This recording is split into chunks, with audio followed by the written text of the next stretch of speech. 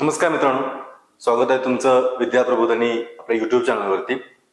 आजचा आपला जो व्हिडिओचा विषय आहे तो तुमच्या समोर दिसत असेल तुम्हाला की ज्या स्टेट बोर्ड्स आहेत आणि त्यात पण खास करून ज्या सायन्सच्या स्टेट बोर्ड्स आहेत त्याची एक आपण सिरीज सुरू करतोय। ऍक्च्युली आपल्या चॅनलवर त्याच्या आधी पण आपण ती सिरीज टाकली होती, पण थोडासा आवाजाचा वगैरे इश्यू होता, त्यामुळे आपण ते व्हिडिओ जे आहेत ते आपण तिथनं डाऊन करतोय आणि नवीन सिरीज आपण थोडीशी सुरू करतोय पुन्हा एकदा। आता वेगळं सांगण्याची आवश्यकता नाहीये, कुठलीही स्पर्धा परीक्षा असेल, अगदी सरळ सेवा असेल किंवा राज्यसेवेपर्यंत कुठल्या एक्झाम घेतली आपण तर त्यामध्ये सायन्सचं वेटेज काय आहे ते ठीक आहे। आता तर बघतोय आपण की कंबाईन वगैरे असेल तर त्याच्या मेन्सचं देखील सायन्सचं वेटेज तितकंच तुमचं वाढलेलं आहे। आणि मग नेमके सायन्सचे क्वेश्चन्स येत आहेत कुठला, हा एक फार मोठा डाऊट असतो। 20 क्वेश्चन्स असतात किंवा 15च्या आसपास क्वेश्चन्स असतात, त्यामुळं हा नेहमीच सायन्स बॅकग्राऊंड असू दे किंवा नॉन सायन्स बॅकग्राऊंड असू दे, सगळ्यांनाच थोडासा भीती दाखवणारा हा सब्जेक्ट राहिलेला आहे। तर प्रिव्हियस इयर क्वेश्चन पेपरचं अनालिसिस केलं असता हे फार प्रकर्षाने जाणवते की जे क्वेश्चन्स आहेत ते क्वेश्चन्स खास करून आपल्याला बघायला मिळतील की जे ज्याचा सोर्स आहे तो बऱ्यापैकी आपल्याला दिसते की जे स्टेट बोर्ड्स आहेत आपले त्या स्टेट बोर्ड मधूनच क्वेश्चन्स येतात, ठीक आहे। आणि त्यामुळं स्टेट बोर्ड चांगल्या प्रकारे अंडरस्टँड करून वाचणं किंवा त्यांना समजून घेणं फार गरजेचं आहे। आता बऱ्याच वेळेला होतं काय की आपण देखील स्टेट बोर्ड्स वाचतो, पण नेमक्या कोणत्या गोष्टी त्यातल्या आपण की एक्झामच्या दृष्टीने बघितल्या पाहिजेत त्यामध्ये थोडीशी गफलत होताना दिसते। म्हणून आपण ही आपली जी सिरीज आहे त्या सिरीजच्या माध्यमातून आपण 6वी पासून 10वी पर्यंतच्या सगळ्या ज्या स्टेट बोर्ड्स आहेत त्यांना कव्हर करणार आहे। सो सिरीज मोठी असणार आहे, व्हिडिओज देखील मोठे असतील। आजच्या व्हिडिओमध्ये आपण ट्राय करूया की 6वीचं सगळं पुस्तक जे आहे तर त्याच्यामध्ये ज्या मेजर फॅक्ट्स आणि कन्सेप्ट असतील त्या आपण डिस्कस करूया आणि नंतर जे येणारे व्हिडिओ असतील ते मात्र थोडेसे मोठे असतील आणि मग एका येत त्याला म्हणजे 7वी जर घेतलं आपण तर 7वीसाठी आपल्याला कदाचित 2 किंवा 3 व्हिडिओज लागतील आपण, तर या टप्प्यात आपण ती सिरीज कंप्लीट करून घेऊ आपण।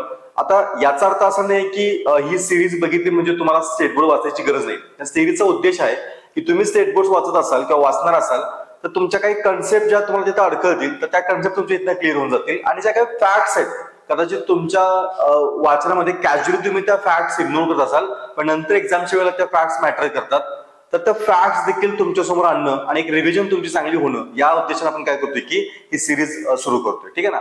तर तुम्हाला विनंती आहे की तुम्ही चॅनलला सबस्क्राईब करा, व्हिडिओ जर शेवटी आवडला तर त्या व्हिडिओला लाईक करा, तुमच्या मित्रांच्या पण काय करा की व्हिडिओ शेअर करा, ठीक आहे ना, आम्हाला त्यामुळे प्रोत्साहन मिळतं। सुरुवात करू आपण आजच्या व्हिडिओला। 6वी विज्ञानपासून आपण सुरुवात करतोय। बऱ्याच लोकांना वाटेल की माझं सायन्स झालंय आणि 6वीच्या विज्ञानामध्ये नेमकं असं असणार काय की जे म्हणजे एक्झामसाठी महत्वाचं वगैरे, तर तुम्हाला कळून जाईल की काय काय मुद्दे आहेत की जे फार महत्वाचे आहेत। आता होईल काय याच्यामध्ये की काही मुद्दे बऱ्याच लोकांना बेसिक वाटतील, काही लोकांना वाटतील की काही नवीन वाटतील, पण थोडंसं आपण काय करूया की त्या फ्लो मध्ये चाललोय आपण, तर त्या फ्लो मध्ये आपण ते मुद्दे काय करू की बघत चालू, आपण एक एक करून आपण पॉईंट बघत चालू, ठीक आहे। पहिला पॉईंट आहे किंवा पहिला आपला जो चॅप्टर आहे त्याचं नाव आहे नैसर्गिक संसाधन। त्यामध्ये हवा, पाणी आणि जमीन या 3 गोष्टींचा आपण काय करणार आहे की अभ्यास करणार आहे। आता 6वीच्या पुस्तकामध्ये फारशा कन्सेप्ट नाहीये, त्याच्यामध्ये काय ज्या फॅक्ट्स असतील ना त्या फॅक्ट्स आपण काय करू की अगदी क्विकली बघून घेऊ, नंतर हा व्हिडिओ आपला लवकर संपेल। पण त्या फॅक्ट्स देखील फार महत्वाच्या आहेत, फार मॅटर करतात।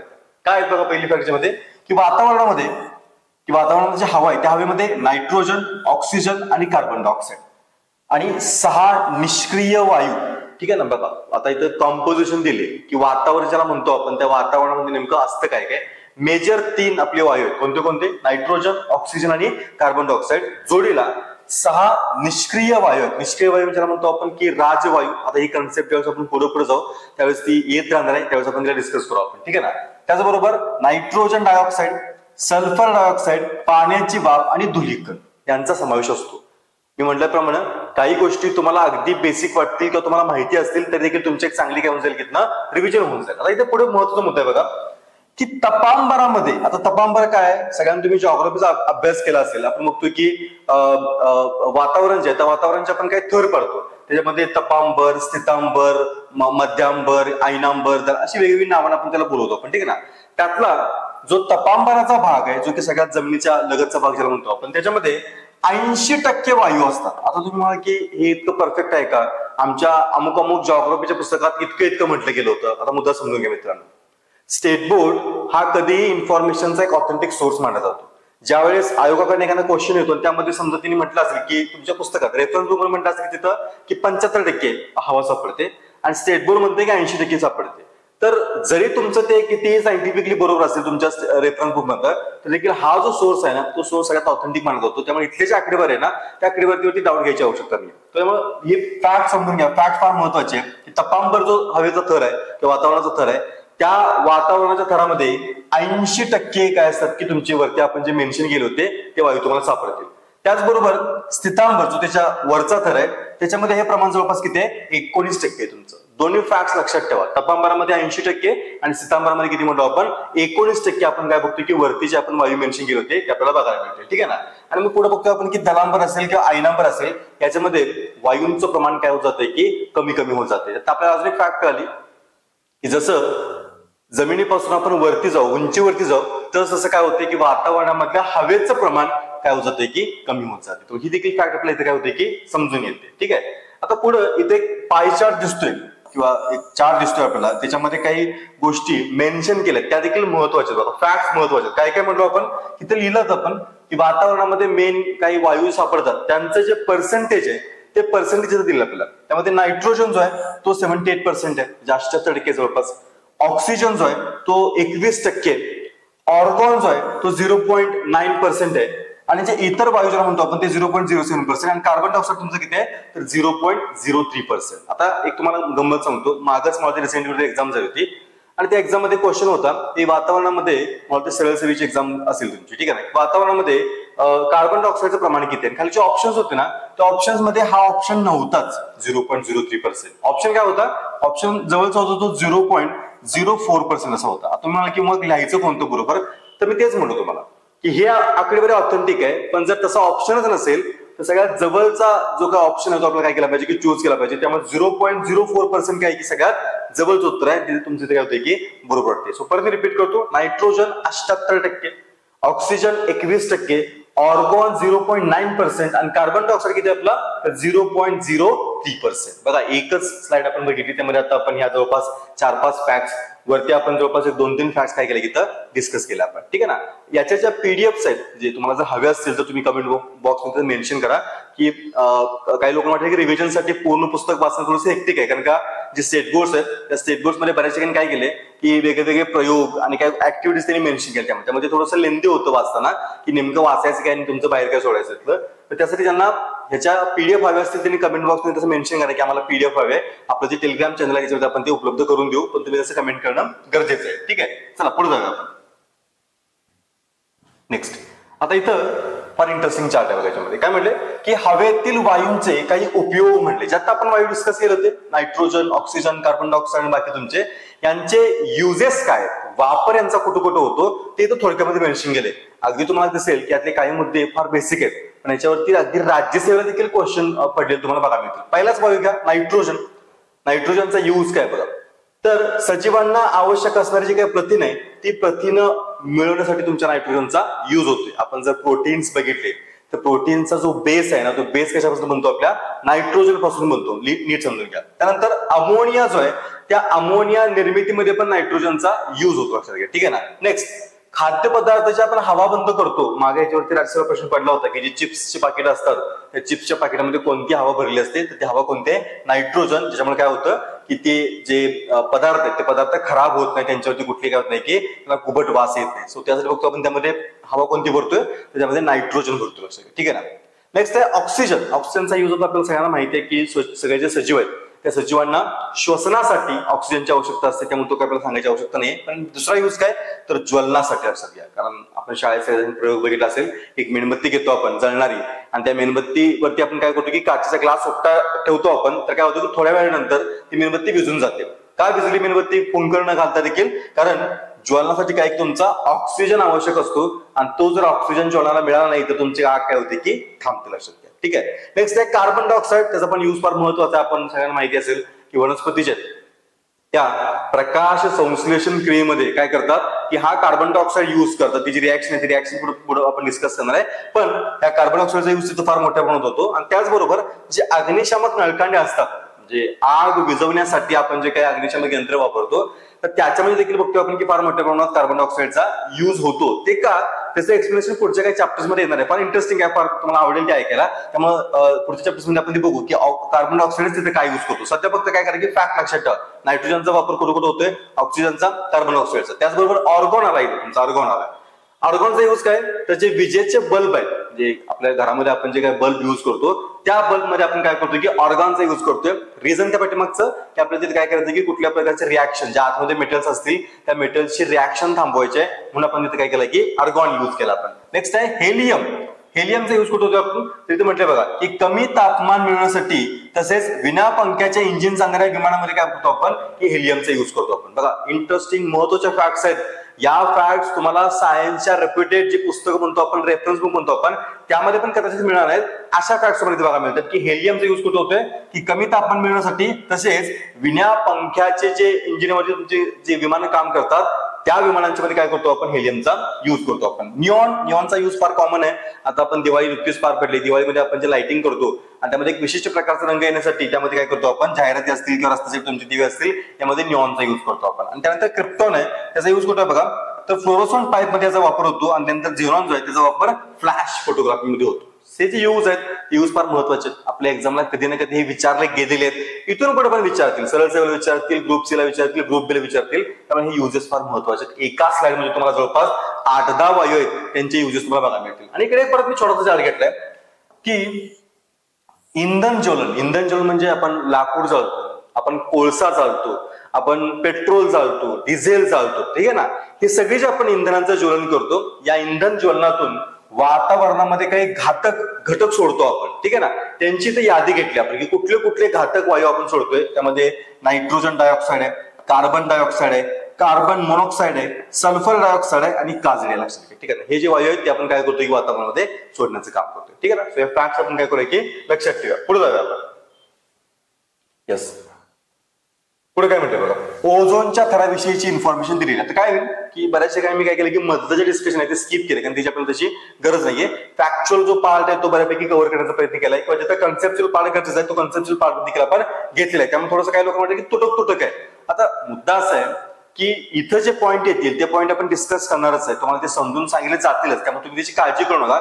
तुटक जरी वाटले तर देखील तुम्हाला एक्झामच्या दृष्टीने ते काय की महत्वाचे आहेत हे नीट लक्षात घ्या, ठीक आहे ना. सो ओझोन विषयक डिस्कशन आपण करतोय ज्याला आपण संरक्षक कवच देखील म्हणतोय. आता महत्वाचं काय बघा की वातावरणाच्या स्थितांबर या थराच्या खालच्या भागात ओझोन सापडतो. पहिली फॅक्ट अशी ठेवायची की ओझोन सापडतो कुठं, तर ओझोन सापडतो आता जे आपण वातावरणाचे थर डिस्कस केले होते त्या वातावरणाचा जो स्थितांबर नावाचा थर आहे त्या स्थितांबर थराच्या खालच्या टप्प्यामध्ये आपल्याला काय सापडतोय की ओझोन सापडतोय. आता इथं ओझोनचा केमिकल फॉर्म्युला पण घेतलाय, काय आहे तो O3. लक्षात घ्या ओझोनचा केमिकल फॉर्म्युला काय आपल्या O3 हे पण लक्षात घ्या, ठीक आहे ना.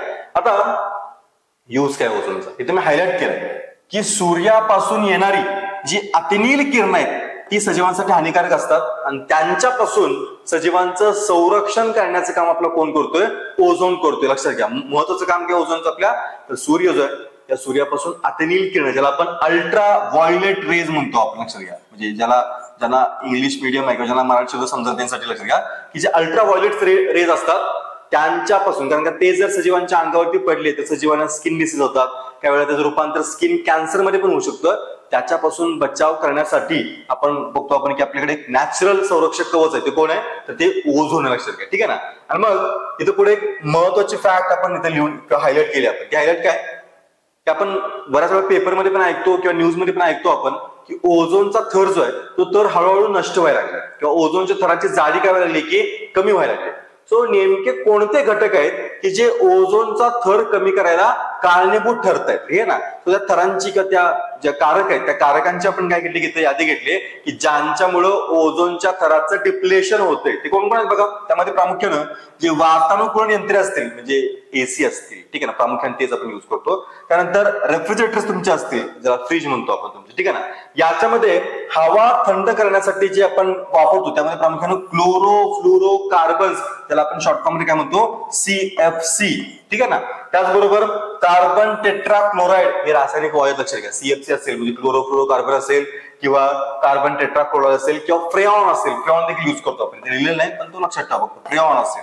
हे जे वायू आहेत तर या वायूंच्या मुळे आपल्या काय होतंय की जो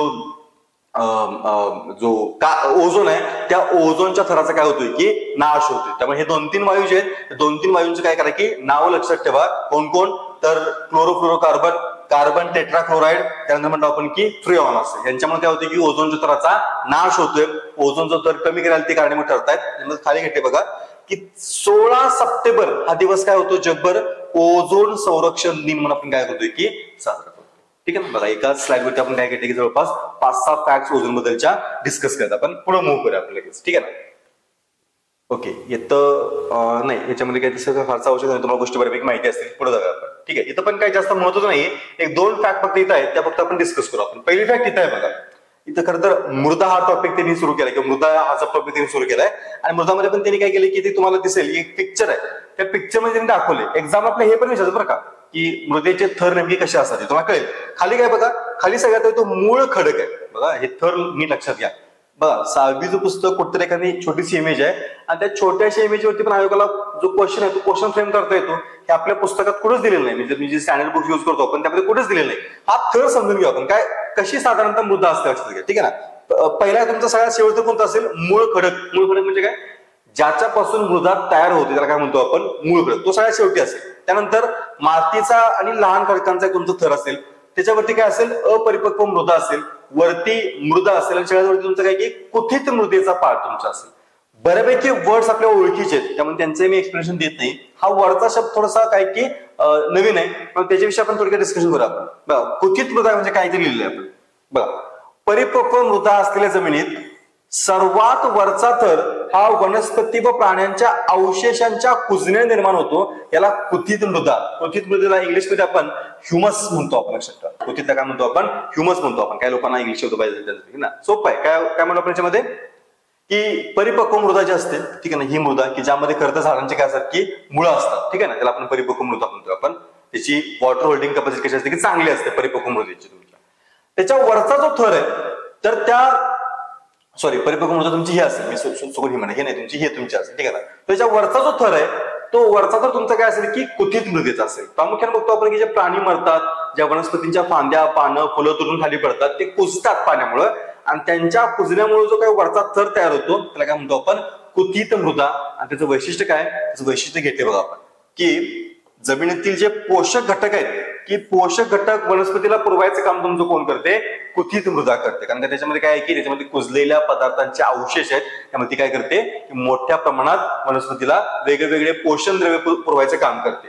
आणि मग चांगल्या आणि सुपीक मृदेमध्ये जो वरचा थर आहे त्याच्यामध्ये कुथित मृदेचं प्रमाण किती पाहिजे, जवळपास 33 ते 50% पाहिजे. नीट फॅक्ट लक्षात ठेवा. काय म्हणलो आपण, चांगल्या आणि सुपीक मृदेमध्ये वरचा जो थर आहे त्या वरच्या मातीच्या थरामध्ये कुथित मृदेचं प्रमाण किती पाहिजे, तर ते जवळपास 33% ते 50%च्या आसपास पाहिजे. त्यातल्यावर 2-3 फॅक्ट काय कारण की मायनर फॅक्ट आहेत पण तरी पण त्या लक्षात ठेवूया आपण. नेक्स्ट पुढे जाऊया आपण. ओके, हा इथं परत काय फॅक्ट्स आहेत त्या फॅक्ट्स बघू आपण. पहिली फॅक्ट काय बघा की राष्ट्रीय आपत्ती व्यवस्थापन प्राधिकरण या संस्थेची स्थापना 2005 मध्ये झाली होती. आपत्ती प्रतिबंध म्हणजे डिझास्टर मॅनेजमेंट म्हणतो आपण. त्या संस्थेची स्थापना कधी झाली तर राष्ट्रीय, हे नीट फॅक्ट लक्षात ठेवा, राष्ट्रीय आपत्ती व्यवस्थापन प्राधिकरण याची स्थापना कधीची आहे तर 2005 ची स्थापना आहे.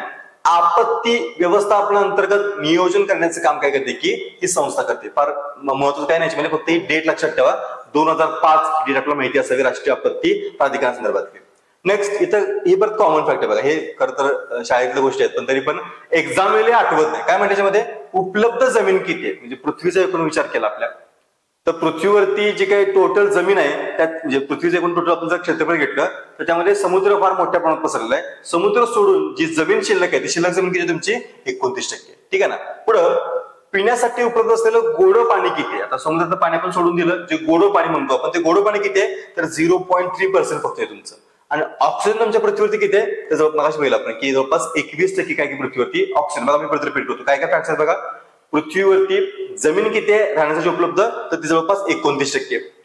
पिण्यासाठीचं गोडं पाणी किती उपलब्ध आहे तर ते जवळपास किती आहे 0.3% आहे. आणि त्यानंतर ऑक्सिजन किती उपलब्ध आहे तर जवळपास किती आहे की 21% ऑक्सिजन उपलब्ध आहे. आता इथं परत एक की संस्थेचं नाव दिलंय, ती संस्था काय काम काय करते बघा.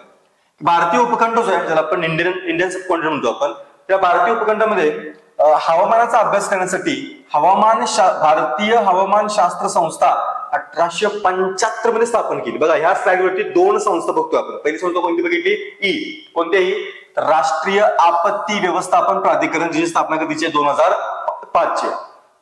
दुसरी संस्था ही भारतीय हवामानशास्त्र संस्था, जी स्थापना कधीची आहे? 1875 ची. त्याचं काम तर थोडक्यात तुम्हाला माहिती असेल की जे हवामानाचे अंदाज आहेत ते हवामानाचे अंदाज वर्तवणं हे या संस्थेचं काय की मुख्य काम आहे तुमचं. खाली काय घेतले बघा, इथं अजून एक संस्था असेल बघा, वनस्पती आणि प्राण्यांचे सर्वेक्षण करणं, संवर्धन करणं, यासाठी भारतामध्ये बघतो आपण की भारतीय वनस्पती सर्वेक्षण संस्था 1890 आणि भारतीय प्राणी सर्वेक्षण संस्था 1916. दोन संस्था काम करतात बघा. एका स्लाइडवरती 4 महत्वाच्या संस्था आहेत, ती परत रिपीट करतो. पहिली कोणती आहे?